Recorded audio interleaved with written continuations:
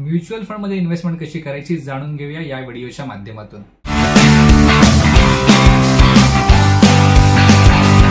सुरुवातीला आपण बघूया की म्युच्युअल फंड म्हणजे काय आहे आणि एक्झॅक्टली म्युच्युअल फंड मध्ये इन्व्हेस्टमेंट करायची म्हणजे नक्की कसं करायचं आहे।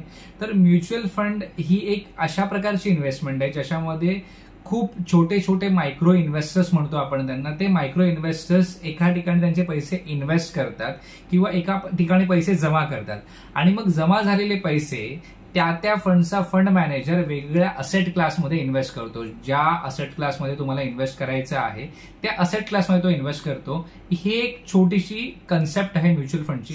म्युच्युअल फंडमध्ये इन्व्हेस्टमेंट करताना सुरुवातीला आपल्याला काही टप्पे फॉलो करायचे। त्यातला पहिला सगळ्यात महत्वाचा टप्पा आहे की सेट फायनान्शियल गोल्स। मागच्या व्हिडिओमध्ये पण आपण बघितलं होतं की फायनान्शियल गोल सेट करणं किती इम्पॉर्टंट आहे। फायनान्शियल गोल जर तुमचे सेट असतील तुम्हाला एक क्लॅरिटी येते की एक्झॅक्टली आपल्याला कशा प्रकारे इन्व्हेस्टमेंट करायची आहे।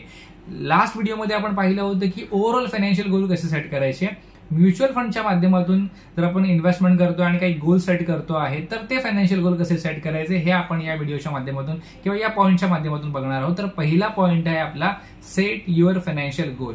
मित्रांनो, तुमचे फायनान्शियल गोल एकदम क्लिअर असले पाहिजे आणि ते कॅटेगराईज असले पाहिजे short term, mid term, long term मध्ये, आणि त्या दृष्टिकोनातूनच आपल्याला आपले फंड निवडायचे असणार आहेत। म्हणजे जर शॉर्ट टर्म तुमचे गोल्स असतील तर शक्यतो आपला मॅक्झिमम अमाऊंट हा सेफ इन्व्हेस्टमेंट मध्ये जाणार आहे। म्हणजे ते सेफ इन्व्हेस्टमेंट म्हणजे नक्की एक्झॅक्टली काय असेल ते पुढे आपण व्हिडिओमध्ये पाहूच।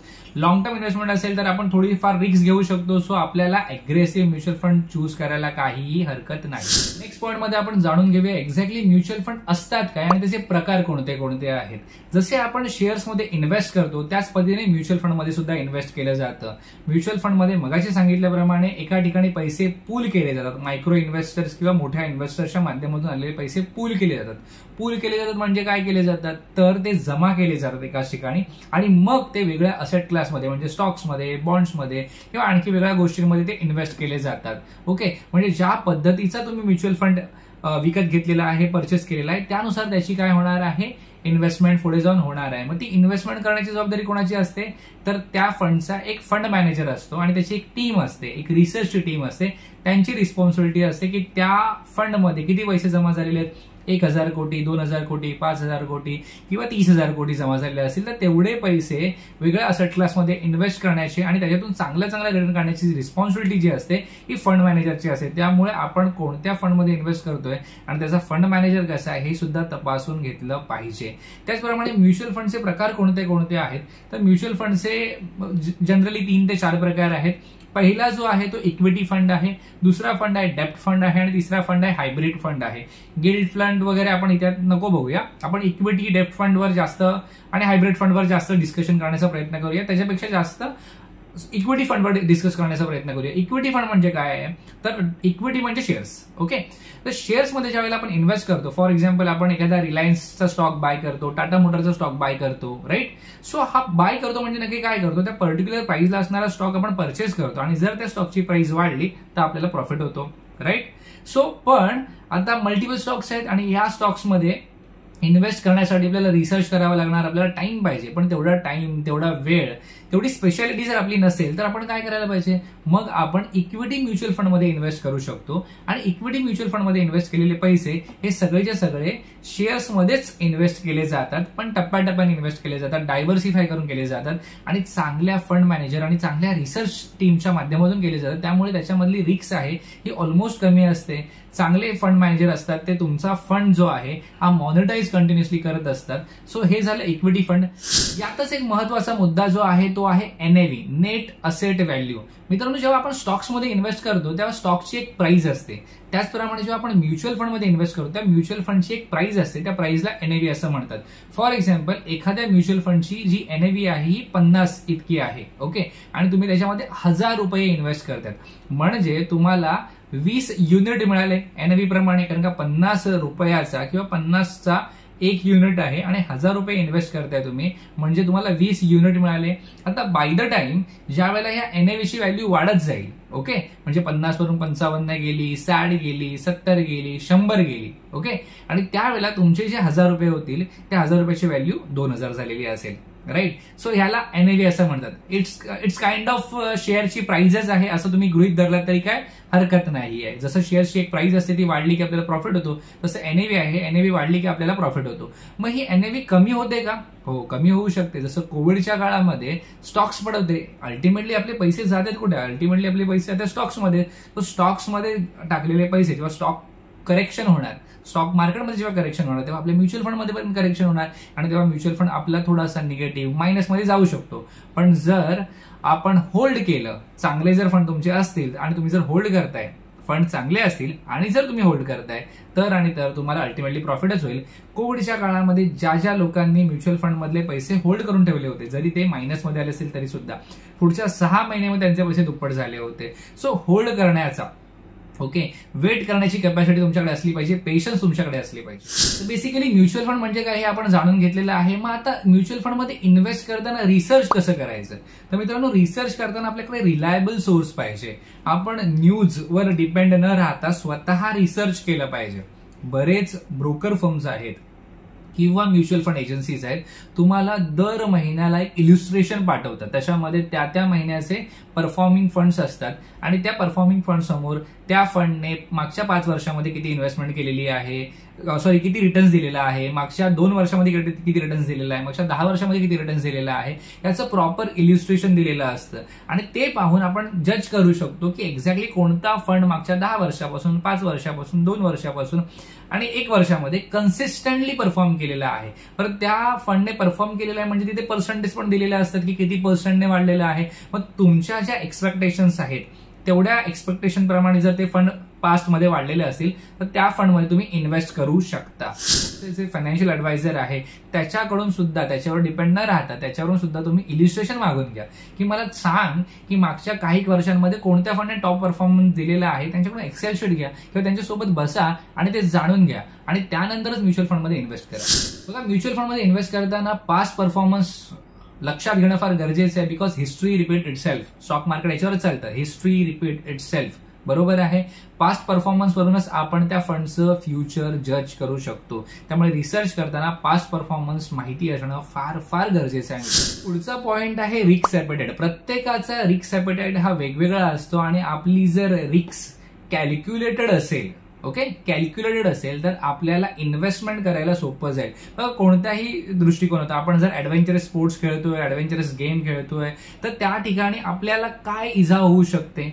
आपण हायकिंगला जातोय, तर आपल्याला काय इजा होऊ शकते हे आपल्याला जर माहिती असेल तर आपण कॉन्फिडेंटली ती कामं करू शकतो. तर या सिच्युएशनमध्ये सुद्धा, या इन्व्हेस्टमेंटमध्ये सुद्धा आपल्याला कोणत्या पद्धतीची रिस्क आहे, आपल्याला किती होल्ड करावं लागेल, आपल्याला किती नुकसान होऊ शकतं हे जर आपण जाणून घेतलं तर आपण एकदम फ्लोलेसली इन्व्हेस्टमेंट करू शकतो. कोणतीही त्याच्यामध्ये अडचण न येता इन्व्हेस्टमेंट करू शकतो. आणि आपली जर रिस्क ऍपेटाइट आपल्याला कळलं म्हणजे ह्या रिस्क ऍपेटाइटमध्ये ना 3 कॅटेगरीज असतात. पहिली असते कन्झर्वेटिव्ह असते, दुसरी जी कॅटेगरी आहे ती मॉडरेट आहे आणि तिसरी जी कॅटेगरी जी आहे ती अग्रेसिव्ह आहे. कन्झर्वेटिव्ह म्हणजेच काय तर अशी इन्व्हेस्टमेंट करणारी लोक आहेत की त्यांना जास्त रिस्क नको आहे, रिटर्न कमी असेल तरी चालेल पण पैसे म्हणजेच कॅपिटल वाचली पाहिजे. मॉडरेटमध्ये म्हणजे मीडियम रिस्क आहे आणि मीडियम रिटर्न्स आला तरी चालेल. अग्रेसिव्ह म्युच्युअल फंडमध्ये इन्व्हेस्ट करणारे किंवा अग्रेसिव्हली इन्व्हेस्टमेंट करणारे लोक कोण आहेत की ज्यांना थोडी रिस्क घ्यायला ते लोक एक्सेप्ट करतात पण त्यांना जास्त रिटर्न्स पाहिजे असतात. सो ह्या कोणत्या कॅटेगरीमध्ये तुम्ही येते तुम्हाला डिसाईड केलं पाहिजे. जर तुम्ही कन्झर्वेटिव्ह मध्ये येतात तर तुम्ही असं एक्सपेक्ट नाही करू शकत की मला रिस्क कमी पाहिजे आणि रिटर्न भरपूर पाहिजे, तर असं होणार नाहीये. हे आपल्याला पहिल्यापासून माहिती असेल तर आपले गोल अचीव्ह होण्यासाठी जी काही प्रोसेस आहे ती प्रोसेस आपली एकदम स्मूथ राहील, एकदम नीट अँड क्लीन राहणार आहे. त्यामुळे कन्झर्वेटिव्ह मध्ये आपण येतो, आपण मॉडरेट मध्ये येतो किंवा आपण अग्रेसिव्ह मध्ये येतो, हे आपल्याला कॅल्क्युलेट केलं पाहिजे. हे जर तुम्ही तुमच्या फायनान्शियल ऍडवायझरला नीट सांगितलं किंवा तुम्ही स्वतःला नीट सांगितलं तरच तुम्ही म्युच्युअल फंडच्या फंडचं सिलेक्शन करू शकता. आणि आपल्याला एकच फंड सिलेक्ट नाही करायचे आहे, आपल्याला रिस्क डायव्हर्सिफाय करायची आहे. तुमचे जे म्युच्युअल फंड्स आहेत हे स्मॉल कॅपमध्ये, मिड कॅपमध्ये आणि लार्ज कॅपमध्ये असे डिवाइड झाले पाहिजे. तुम्ही लमसम मध्ये इन्व्हेस्टमेंट करा किंवा सिप म्हणजेच SIP मध्ये इन्व्हेस्टमेंट करा. म्युच्युअल फंडमध्ये इन्व्हेस्टमेंट करण्याचे 2 ऑप्शन्स असतात. एक लमसम म्हणजे एक डायरेक्ट अमाऊंट आपण इन्व्हेस्ट करतो आणि दुसरं असं दर महिन्याला ऑटोमॅटिकली आपल्या बँकेतून काही अमाऊंट कट होते, राईट. तर तुम्ही दोन्ही पद्धतीने इन्व्हेस्टमेंट करा, पण केलेले जी इन्व्हेस्टमेंट करताय ती रक्कम आहे, ही रक्कम ह्या 3 गोष्टींमध्ये डिवाइड झाली पाहिजे, स्मॉल कॅप, मिड कॅप आणि लार्ज कॅप. जर तुम्ही आता मिनिमम इन्व्हेस्टमेंट करताय 500 पासून, तर ती कुठच्या तरी एका फंडमध्ये जाईल, पण नेक्स्ट इन्व्हेस्टमेंट असेल ती दुसऱ्या फंडमध्ये जाणार आहे, नेक्स्ट इन्व्हेस्टमेंट असेल ही तिसऱ्या फंडमध्ये जाणार आहे. तरच तुमची रिस्क डायव्हर्सिफाय होणार आहे. जेवढी रिस्क डायव्हर्सिफाय होणार आहे तेवढा आपल्याला मॅक्झिमम रिटर्न मिळणार आहे. किंवा वादळासारख्या परिस्थितीमध्ये, म्हणजेच कोविड सारख्या परिस्थितीमध्ये, ज्या वेळेला आर्थिक डबघाईला आलं होतं, सगळे देश आर्थिक डबघाईला आले होते, अर्थव्यवस्था कोलमडून पडली होती, त्यावेळेला सुद्धा आपली इन्व्हेस्टमेंट ही स्ट्रॉंग राहते, निगेटिव्ह मध्ये जात नाही. त्यामुळे आपल्याला रिस्क ॲपेटाईट ओळखणं फार गरजेचं आहे. तुम्ही कन्झर्वेटिव्ह मध्ये येता, तुम्ही मॉडरेट रिस्क ॲपेटाईट मध्ये येता, किंवा तुमचा रिस्क ॲपेटाईट हा अग्रेसिव्ह आहे आणि त्यानुसार तुम्हाला इन्व्हेस्टमेंट करायची आहे. नेक्स्ट पॉइंट आहे मित्रांनो की फंड चूज कसे करायचे, how to choose a fund. Fund choose करताना आपल्याला बेसिकली आपले गोल सेट असले पाहिजे, की आपले गोल ना कॅटेगराईज आपण केले पाहिजे, long term goal, short term goal आणि मिड टर्म गोल, आणि त्यानुसारच आपण इन्व्हेस्टमेंट केली पाहिजे. ओके, जे आपण पैसे इन्व्हेस्ट करणार आहोत हे 3 कॅटेगरीमध्ये डिवाइड होणार आहेत. ओके, पहिला आहे स्मॉल कॅप, दुसरा आहे मिड कॅप आणि तिसरा आहे लार्ज कॅप. स्मॉल कॅप म्हणजेच काय, तर असे फंड असतात की ज्यामध्ये इन्व्हेस्ट केलेले पैसे किंवा ज्या ठिकाणी जमा झालेले पैसे हे स्मॉल कॅप कंपन्यांमध्ये इन्व्हेस्ट केले जातात. स्टॉक मार्केटमध्ये लिस्टेड असणाऱ्या स्मॉल कॅप कंपन्यांमध्ये इन्व्हेस्ट केले जातात. आणि जे मिड कॅप फंड असतात, ओके, त्याच्यामध्ये जमा झालेले पैसे जे आहेत ते मिड कॅप कंपन्यांमध्ये इन्व्हेस्ट केले जातात. आणि लार्ज कॅप फंडमध्ये जमा झालेले पैसे हे ब्ल्यू चिप स्टॉक जे असतात, लाईक ज्यांचा टर्न ओव्हर काही हजार कोटींचा असतो, okay, to be very precise 25,000 करोडपेक्षा जास्त जर मार्केट कॅपिटल असेल तर ते लार्ज कॅपमध्ये येतात, ब्ल्यू चिप मध्ये येतात. बरोबर आहे की नाही. मग त्या कंपन्यांमध्ये ते इन्व्हेस्ट होतात. आता मला तुम्ही सांगा, एक एक्झाम्पल घेऊया आपण, म्हणजे तुम्हाला एक क्लॅरिटी येईल की 2 झाडं आहेत, ओके, आणि दोन्ही सारख्याच प्रजातीची झाडं आहेत. गृहीत धरूया आपण दोन्ही वडाची झाडं आहेत. एक वडाचं झाड जे आहे हे पूर्णपणे वाढलेलं आहे, स्ट्रॉंग आहे, वाढलेलं आहे, त्याला पारंब्या आलेले आहेत. आणि दुसरं वडाचं झाड आहे हे नुकतंच लावलेलं झाड आहे. आता मला सांगा की उंचीचा विचार करायचा झाला तर पुढच्या 5 वर्षामध्ये कोणत्या झाडाची उंची जास्त वाढेल? कमेंटमध्ये आता कळवा, व्हिडिओ पॉज करा आणि कमेंटमध्ये आता कळवा की कोणत्या झाडाची उंची जास्त वाढेल. बट ऑब्वियस जो छोटं झाड आहे त्याची उंची जास्त वाढेल, जो वाढलेला झाड आहे तो आणखी वाढणार नाही, तो आणखी मजबूत होईल. बरोबर आहे. म्हणजे ग्रोथ पोटेन्शियल जे आहे हे छोट्या झाडामध्ये आहे. पण जर वादळ आलं तर कोणतं झाड टिकून राहील? मोठं झाड टिकून राहणार. बरोबर आहे की नाही. आता हे कमेंटमध्ये सांगायची गरज नाही. मोठं झाड टिकून राहणार, छोटं झाड वादळामध्ये कदाचित कोलमडून पडू शकतं. म्हणजे मोठं झाड आहे ते तुम्हाला स्टेबिलिटी देणार आहे. म्हणजेच आपले जे पैसे आहेत म्युच्युअल फंडमध्ये इन्व्हेस्ट करणारे, हे म्युच्युअल फंडमध्ये पैसे जे आपण इन्व्हेस्ट करतो ते आपल्याला लार्ज कॅपमध्ये सुद्धा इन्व्हेस्ट करायचे आहेत, स्मॉल कॅपमध्ये सुद्धा इन्व्हेस्ट करायचे आहेत आणि मिड कॅपमध्ये सुद्धा इन्व्हेस्ट करायचे आहेत. पोर्टफोलिओ तुमचा डायव्हर्सिफाय जर असेल तर तुमच्या पोर्टफोलिओला, तुमच्या पैशाला ग्रोथ पण मिळेल आणि स्टेबिलिटी पण मिळेल. ग्रोथ आणि स्टेबिलिटी ह्या दोन्ही गोष्टी आपल्या फंडमध्ये असणं फार गरजेचं आहे. फक्त ग्रोथ ओरिएंटेड फंड आहेत हे रिस्की असणार आहेत आणि फक्त काय म्हणतात त्याला, फक्त स्टेबिलिटी देणारे जे फंड आहेत हे फक्त स्टेबिलिटी देणारे फंड आपल्याला वेल्थ क्रिएशन करून देणार नाही. त्यामुळे सगळ्या प्रकारचे फंड आपल्या पोर्टफोलिओमध्ये असले पाहिजे आणि त्यासाठी प्रॉपर व्यवस्थित इल्युस्ट्रेशन घेऊन किंवा त्यासाठी प्रॉपर व्यवस्थित आपल्याला कॅल्क्युलेट करूनच आपले फंड चूज करायचे आहेत. आता इन्व्हेस्टमेंट कशी करायची? इन्व्हेस्टमेंट करण्यासाठी तुमच्याकडे तुमचं अकाउंट असणं फार गरजेचं आहे. सुरुवातीच्या काही काळामध्ये म्युच्युअल फंडचं अकाउंट वेगळं व्हायचं आणि डिमॅट अकाउंट वेगळं व्हायचं. मी तुम्हाला सजेस्ट करेन की तुमचं म्युच्युअल फंडचं आणि डिमॅट अकाउंट हे एकत्र असेल तेवढं बेटर आहे. कारण का दोन्हीही पोर्टफोलिओ म्हणजे म्युच्युअल फंडचं आणि इक्विटीचं दोन्हीही पोर्टफोलिओ तुम्ही एकाच वेळेला बघू शकता आणि त्यामुळे तुम्हाला कम्पेअर करता येईल की एक्झॅक्टली इक्विटीमधून आपल्याला किती पैसे मिळतात, एक्झॅक्टली म्युच्युअल फंडमधून आपल्याला किती पैसे मिळतात आणि या दृष्टिकोनातून तुम्ही डिसाईड करू शकता. तर हे अकाउंट कसं ओपन करायचं? कोणत्याही ब्रोकरकडे तुम्ही अकाउंट ओपन करू शकता. ऑनलाईन जर गेलात तर ऑनलाईन हे अकाउंट अगदी 20 to 30 मिनिट्समध्ये होतं. त्यासाठी तुमचं आधार कार्ड, पॅन कार्ड, बँकेचे काही डॉक्युमेंट्स असतात ते लागणार आहे, तुमचा फोटो लागणार आहे, तुमची व्हिडिओ KYC होणार आहे ऑनलाईन, काही OTP लागतात, आधार बेस्ड OTP लागतात आणि बेसिक एक ऑक्युपेशन डिटेल्स वगैरे लागतात. ह्या सबमिट केले केल्याच्या नंतर तुमची KYC व्हेरीफाय होते, तुमचा पूर्ण पोर्टफोलिओ जो आहे तो चेक केला जातो आणि त्यानंतर तुमचं डीमॅट अकाउंट ओपन होतं. ओके, त्याच डीमॅट अकाउंटमधून तुम्ही म्युच्युअल फंड सुद्धा इन्व्हेस्ट करू शकता. बरं, म्युच्युअल फंडमध्ये इन्व्हेस्ट करताना तुमचं नॉमिनेशन होणं फार गरजेचं आहे. आता BSEचा एक रूल आहे, कारण का सगळे म्युच्युअल फंड हे BSE थ्रू होतात आता. सो BSE बॉम्बे स्टॉक एक्सचेंजचा रूल आहे की म्युच्युअल फंड अपडेट तिकडे झाला पाहिजे. तर मला असं वाटतं तिकडे म्युच्युअल फंड अपडेट तिकडे नॉमिनी अपडेट झाला पाहिजे. तर तिथे नॉमिनी अपडेट करायचा असतो आणि त्याच पद्धतीनं समजा तुम्हाला SIP मध्ये इन्व्हेस्ट करायची असेल तर तुम्हाला ऑटोमेटेडसाठी रिक्वेस्ट टाकावी लागते. ओके, काही कॅपमध्ये ऑटोमॅटिक होतं तर काही कॅपमध्ये मॅन्युअली रिक्वेस्ट टाकावी लागते. सो ऑटोमॅटिकची रिक्वेस्ट एक्सेप्ट झाली की त्याच्यानंतर तुम्ही व्हेरी नेक्स्ट मोमेंटमध्ये तुमची SIPची ऑर्डर टाकू शकता. ही SIPची ऑर्डर 15 ते 20 दिवसानंतरची मिळते, कारण का पहिल्या 15 दिवसामध्ये पटापट ऑर्डर मिळत नाहीत, त्याच्यानंतरची मिळते पहिली ऑर्डर. ओके, अशा पद्धतीने तुम्ही तुमचं अकाउंट ओपन करून तुमची म्युच्युअल फंडची इन्व्हेस्टमेंट चालू करू शकता. आता अकाउंट तर ओपन झालेलं आहे तुमचं, पण फंड एक्झॅक्टली परचेस कसे करायचे इथपर्यंत जर तुम्ही व्हिडिओ प्रॉपर बघितला असेल तर तुम्हाला क्लॅरिटी एक आली असेल की तुम्हाला लमसम इन्व्हेस्टमेंट करायची की SIP करायची की दोन्ही करायची आहेत. दोन्हीसाठी आपल्याला वेगळ्या पद्धतीने काम करावं लागणार आहे. जर आपण SIP करतोय, समजा गृहीत धरूया आपण 10,000ची SIP करतोय, तर आपण 3,000, 3,000 आणि 3,500 असं डिस्ट्रीब्युशन केलं, 4,000 असं डिस्ट्रीब्युशन केलं पाहिजे. 4,000 रुपये तुमचे ऑलमोस्ट स्मॉल कॅपमध्ये असतील, 3,000 रुपये तुमचे मिड कॅपमध्ये असतील आणि 3,000 रुपये तुमचे ब्ल्यू चिप स्टॉक्स म्हणजे लार्ज कॅपमध्ये असणार आहेत. हे कोणासाठी आहे?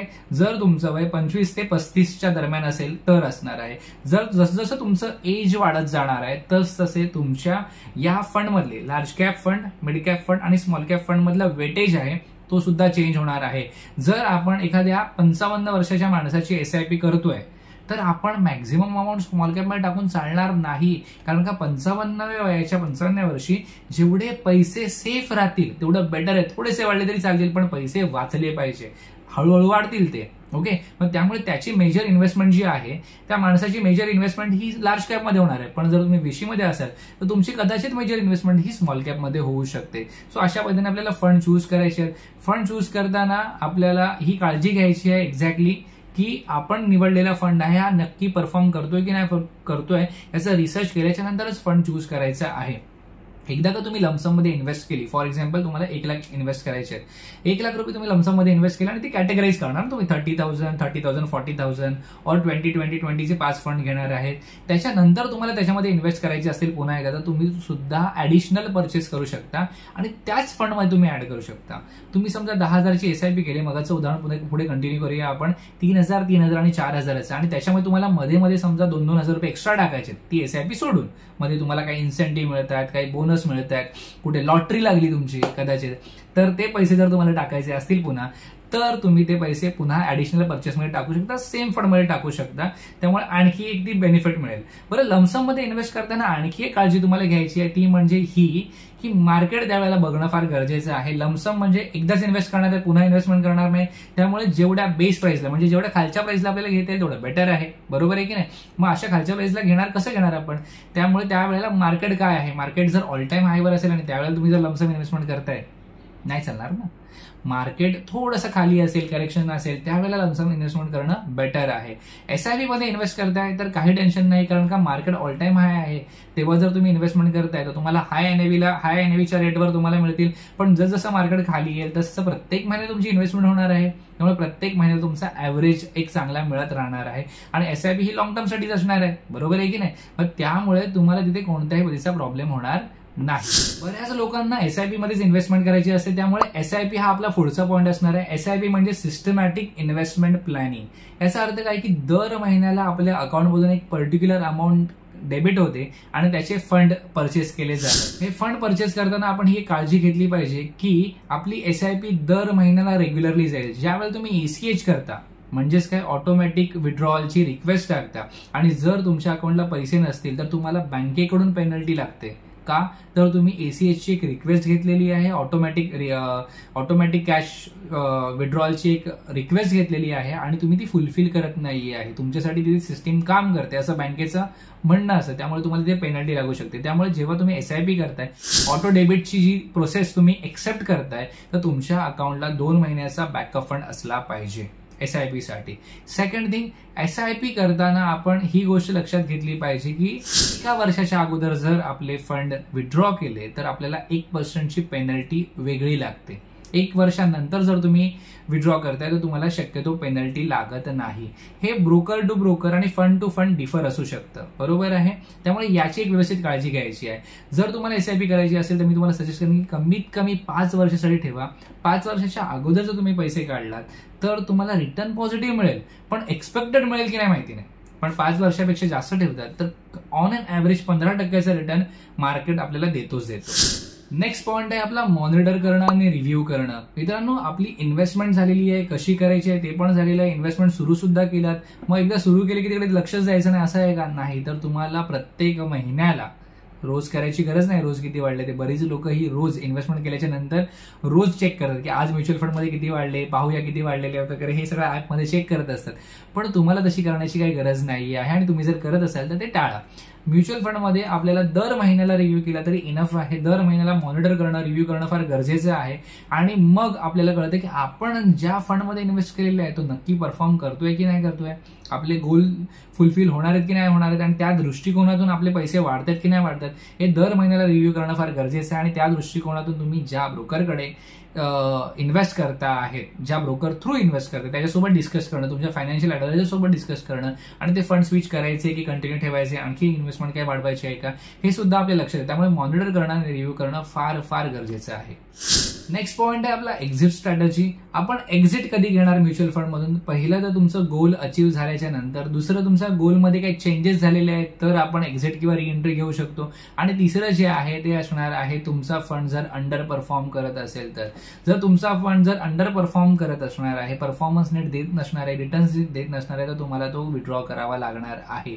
ओके, सो एकाच फंडमध्ये समजा आपण इन्व्हेस्ट केलेले आहेत HDFCच्या आणि आपले एका HDFCच्या फंडमधून दुसऱ्या HDFCच्या फंडमध्ये जायचं असेल तर डायरेक्टली स्विच होतं, ती एक फॅसिलिटी आहे. पण जर तुम्हाला HDFC मधून ICICI मध्ये स्विच करायचं असेल तर ती फॅसिलिटी नाही. त्यासाठी तुम्हाला तुमचे फंड विड्रॉ करावे लागणार आणि ICICIचा नवीन फंड परचेस करावा लागणार आहे. बरं, हे एक्झिट ज्या वेळेला आपण करू त्यावेळेला एक्झिट लोड काय आहे फंडचा हे समजून घेणं गरजेचं आहे. कॅपिटल गेन टॅक्स किती लागणार आहे हे समजून घेणं गरजेचं आहे. यासाठी तुम्हाला तुमच्या फायनान्शियल ॲडवायझर सोबत आणि टॅक्स ॲडवायझर सोबत कन्सल्ट करावं लागणार आहे आणि नंतरच डिसाईड करावं लागणार आहे की नक्की एक्झॅक्टली त्याचं काय प्रोसेस असणार आहे ती. कारण का प्रत्येकाचा अमाऊंट वेगळी असणार आहे, प्रत्येकाचं कॅपिटल गेन टॅक्स वेगळा असणार आहे, राईट. प्रत्येकाचे इन्कम त्या दृष्टीने वेगळा असणार, त्यामुळे ती एक प्रोसेस वेगळी आहे. किंवा म्युच्युअल फंड मधून पैसे बाहेर काढल्याच्या नंतर आणि स्टॉक्स मधून पैसे बाहेर काढल्याच्या नंतर एक्झॅक्टली त्याची टॅक्सेशनची प्रोसेस काय आहे यावर जर तुम्हाला जाणून घ्यायचं असेल तर कमेंटमध्ये नक्की कळवा, आपण त्याच्यावर एक डिटेल व्हिडिओ बनवू. आता कन्क्लूड करूया एक्झॅक्टली काय आहे. तर एक्झॅक्टली आपण बघितलेलं आहे की म्युच्युअल फंड म्हणजे काय आहे, कशा प्रकारे त्याच्यामध्ये रिसर्च करायचे, कशा प्रकारे त्याच्यामध्ये फंड आपल्याला चूज करायचे, कोणत्या मोडच्या माध्यमातून करायचं आहे. बरं, SIP म्हणजे काय आपण बघितलेलं आहे, त्याच्यानंतर त्याला मॉनिटर कसं करायचं ते आपण बघितलेलं नाही. एक्झिट स्ट्रॅटेजी काय असली पाहिजे हे बघायचं आहे. शेवटी तुम्हाला एकच सांगतो की एक महत्वाचा सल्ला की पेशन्स पाहिजे आणि कन्सिस्टन्सी पाहिजे. जर म्युच्युअल फंडमध्ये आपल्याला इन्व्हेस्टमेंट करायची आणि एक चांगला रिटर्न्स मिळवायचा आहे तर तुमच्याकडे पेशन्स असणं फार गरजेचं आहे. कारण का म्युच्युअल फंड ही एक लॉंग टर्मची प्रोसेस आहे, एक लॉंग टर्म अप्रोच तुमचं असणं फार गरजेचं आहे. तरच तुम्ही म्युच्युअल फंडमधून पैसे कमवू शकता. तुम्हाला जर म्युच्युअल फंडमध्ये इन्व्हेस्टमेंट करायची असेल आणि एक टोटल गायडन्स पाहिजे असेल तर तुम्ही आम्हाला कॉन्टॅक्ट करू शकता. आमच्या फायनान्शियल सर्व्हिसेसमध्ये स्टॉक ब्रोकिंग आहे, म्युच्युअल फंड आहे, इन्शुरन्स आहे आणि स्टॉक मार्केटचे क्लासेस, अशा 4 वेगळ्या व्हर्टिकलवर आम्ही काम करतो. सो तुम्ही आम्हाला सुद्धा संपर्क करू शकता. आमची वेबसाईट दिलेली आहे, तिथे कॉन्टॅक्ट नंबर पण दिलेले आहेत, त्याच्यावर संपर्क करून तुम्ही तुमची म्युच्युअल फंडच्या इन्व्हेस्टमेंटची जर्नी चालू करू शकता. हा व्हिडिओ तुम्हाला नक्कीच इन्फॉर्मेटिव्ह वाटला असेल. आणखी कोणत्या विषयावरचे तुम्हाला जर व्हिडिओ हवे असेल तर कमेंटमध्ये जरूर कळवा आणि आपल्या चॅनलला लाईक, सबस्क्राईब आणि शेअर करा तुमच्या मित्रांसोबत. आपल्या इंस्टाग्राम पेजला आणि फेसबुक पेजला फॉलो सुद्धा करा आणि अशाच नवनवीन कंटेंटसाठी आपल्यासोबत नेहमी जोडून राहा. Thank you so much.